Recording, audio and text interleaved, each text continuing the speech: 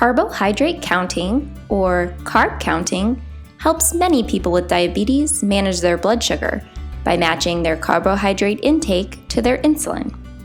It's most often used by people who take insulin twice or more times a day. It involves counting the number of carb grams in a meal and matching that to your dose of insulin. Foods that have carbohydrate, or carbs, are grains like rice, oatmeal, and barley. Grain-based foods like bread, cereal, pasta, and crackers. Starchy vegetables like potatoes, peas, and corn. Fruit and juice, milk and yogurt. Beans like pinto beans or chickpeas. Soy products like veggie burgers. And sweets and snack food like soda, cake, cookies, candy, and chips. Non-starchy vegetables like lettuce, cucumber, broccoli, and cauliflower have very little carbohydrate and very little, if any, impact on your blood sugar. However, these free foods that are low in carbs can still raise your blood sugar if eaten in large amounts. For example, 1/2 cup of green beans has 5 grams of carbs, but it can add up quickly when you enjoy 2 cups with a meal.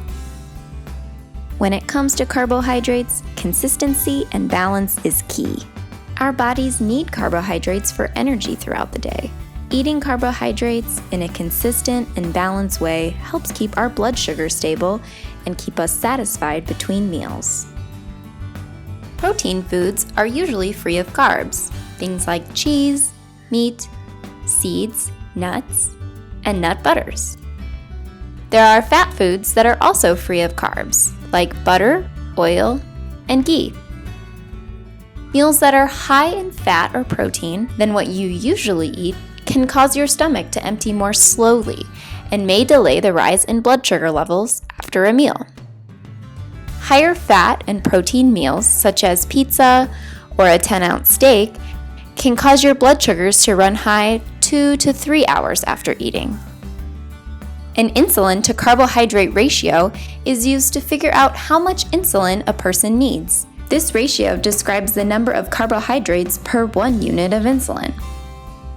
For example, an insulin to carbohydrate ratio of 1 to 15 means that for every 15 grams of carbs a person eats, that person would take 1 unit of insulin. If this person enjoys a meal with 75 grams of carbohydrates, they would need 5 units of insulin.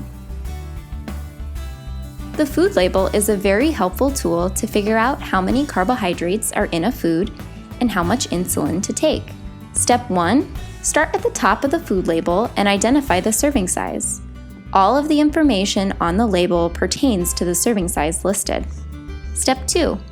Move to the total carbohydrates on the label. This is the amount of carbohydrates in the serving size listed. Step 3. Decide how much you are going to eat. If it's going to be more than the serving size, like 2 cups instead of 1, make sure that you account for those additional carbs. You can use measuring cups and spoons or a food scale, particularly with fruit, to help you figure out the amount of food you are going to eat. Step 4. Apply the insulin to carbohydrate ratio. 1 serving, or 1 cup of this food, has 35 grams of carbs. For an insulin to carbohydrate ratio of 1 to 15, you will take 1 unit of insulin for every 15 grams of carbs. 15 plus 15 grams of carbs will be 2 units of insulin. For more information and to find other resources available like meal trackers, recipes, cookbooks, and scales, you can go to uwhealth.org.